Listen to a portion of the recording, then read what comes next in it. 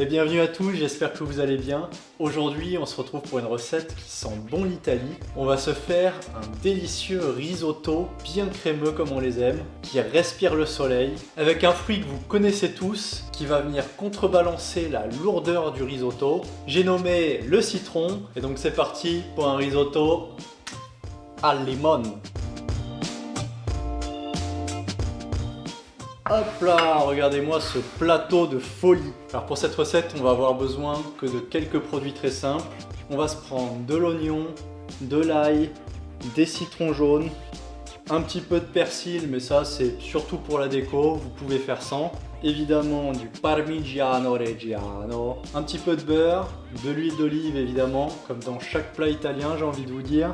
Un petit peu de vin blanc et évidemment du riz à risotto. Moi j'ai pris du riz arborio pour cette recette. Dans tous les cas, quel que soit celui que vous choisissez, il y aura sûrement marqué riz à risotto dessus. Tant que c'est marqué ça, t'inquiète. Et il va rester un dernier ingrédient qui n'est pas sur cette table actuellement, qui est le bouillon de légumes. Donc ça va être l'occasion d'utiliser toutes les épluchures que je vous fais mettre de côté à chaque fois, les mettre dans une casserole avec de l'eau et vous allez avoir un super bouillon tout simple, mais ça fera le taf. Et si vous n'avez pas d'épluchures de côté pour vous faire un bouillon improvisé, vous pouvez tout simplement vous faire un bouillon normal avec les légumes de votre choix et vous pouvez même utiliser un bouillon cube. On le dira à personne. Dans tous les cas, quel que soit votre choix, la seule chose importante, c'est de garder ce bouillon au chaud durant toute la recette. Parce qu'on va venir le verser dans notre risotto petit à petit durant la recette. Et il n'y a rien de pire que mettre un bouillon froid dans votre risotto pendant que vous essayez de le cuire. Vraiment, je vous le déconseille. Donc pour éviter de faire cette erreur, on met notre bouillon au chaud avant de s'occuper du reste de la recette. Et en parlant de la recette, on va la commencer tout de suite en s'occupant d'émincer notre oignon et notre ail. Allez, c'est parti. Hop, je vais venir éplucher mon oignon. Hop. Hop là. Je vais m'enlever la petite bordure à l'avant. Tac. Et maintenant, je vais venir émincer mon oignon. Alors, il faut faire des incisions assez fines pour cette recette parce qu'on veut que les bouts d'oignon soient pas plus gros que les grains de riz.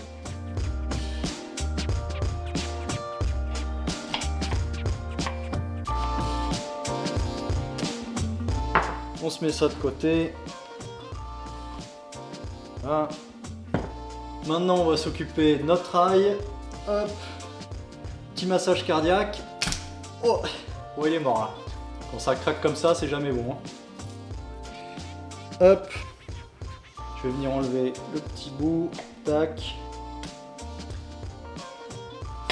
Hop là. Et pareil, je vais venir l'inciser finement.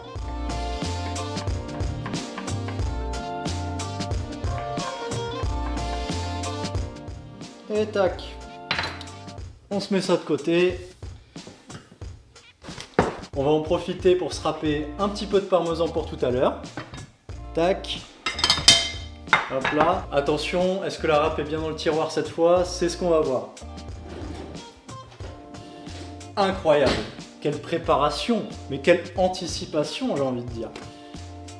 Hop là. Donc on va venir se râper notre parmesan. Voilà, cassé. Allez, ça commence.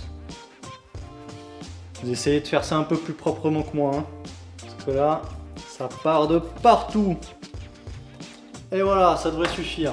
Allez, on se met ça de côté avec le reste. Et c'est parti, on peut s'attaquer à la cuisson. Et ça dégage. Hop là! Je vais venir me prendre ma plaque. Alors cette fois-ci, je vous fais pas ça derrière, parce que comme la majorité de la recette se fait directement dans la casserole, je préfère être en face de vous quand même, c'est plus sympa. Alors, hop, tu te prends la petite casserole, tac, tu viens mettre sur le feu. Et donc là, on va commencer en se mettant un petit filet d'huile d'olive, mon ail et mon oignon.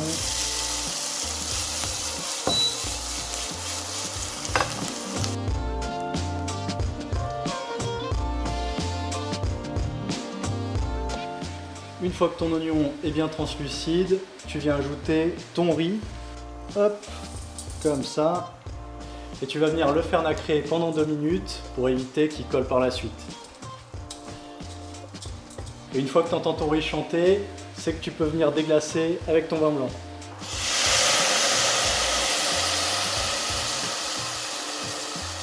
Tu laisses le vin réduire jusqu'à ce que ce soit presque sec. Et une fois que c'est bien réduit, tu vas pouvoir commencer à verser ton bouillon.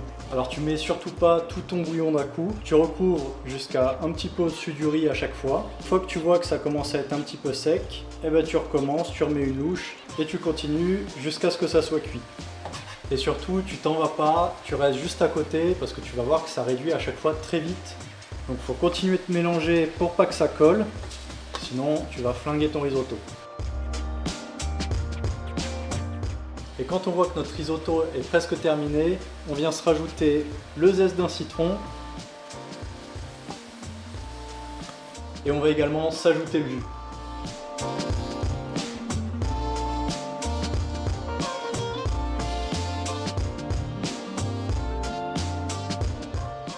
Et là, tu viens faire ce qu'on appelle la mantecatura, qui consiste à rajouter le beurre et le parmesan à la fin et venir mélanger tout ça, que ça vienne crémer ton risotto. Et c'est vraiment ce qui va venir donner cette texture à la fin qui est incroyable. Allez, je le tente. Olé. Et ça veut dire que la texture, elle est parfaite. Hop là. Allez, c'est déjà terminé, il n'y a plus qu'à servir. Hop. Voilà, une belle louche de notre risotto bien crémeux. Et un petit peu plus. Là, on vient tapoter sous l'assiette pour qu'il s'étale. On va venir se remettre un petit zeste de citron. Voilà. Et un petit peu de persil sur le dessus, juste pour dire qu'on est des beaux gosses. Et voilà. Et si c'est pas magnifique ça, vous avez pas envie de le dégommer sans déconner? Regardez-moi comme c'est crémeux.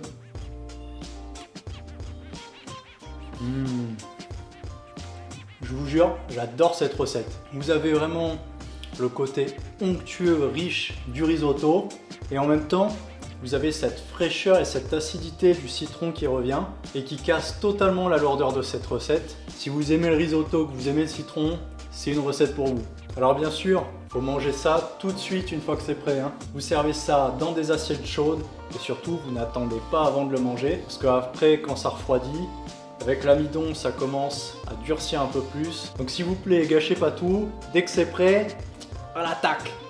À l'attaque, vous le mangez, vous le défoncez. Et surtout, si vous avez des restes de risotto, ne les jetez pas. Vous pouvez les garder au frais, vous attendez que ça fiche bien et le lendemain, vous pouvez en faire des boulettes, les paner et vous avez des arancini en 5 minutes. Comme vous l'avez vu, c'est une recette super simple.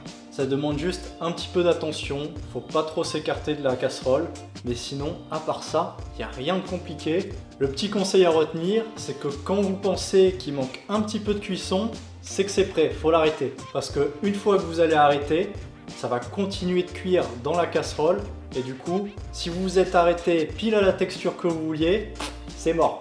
Là, c'est mort, votre risotto, il va être trop cuit, il va commencer à s'agglutiner, vous allez le voir de toute façon, il va être pâteux et il va pas s'étaler dans l'assiette. Mais si jamais, un petit peu avant, vous l'arrêtez, quand ça va continuer de cuire, ça va vous l'amener juste à la texture parfaite et là, vous avez un risotto tip top.